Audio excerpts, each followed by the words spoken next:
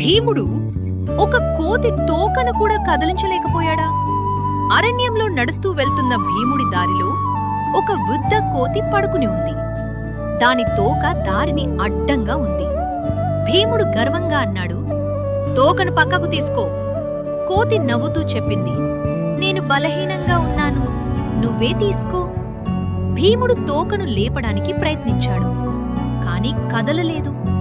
ఇంకా బలంగా ట్రై చేశాడు, అయినా కదలలేదు. అతని గర్వం తగ్గిపోయింది. మీరెవరు అని వినయంగా అడిగాడు. కోతి చిరునవ్వు నవ్వి తన అసలు రూపం చూపించాడు. ఆయనే ఆంజనేయ స్వామి. భీమా, మనిద్దరం వాయుదేవుని కుమారులమే. గర్వం కాదు, వినయం గొప్పది. భీముడు నమస్కరించాడు. నిజమైన బలం వినయంలోనే ఉంటుంది. మీరు ఆంజనేయ స్వామి భక్తులైతే లైక్ చేయండి, సబ్స్క్రైబ్ చేయండి.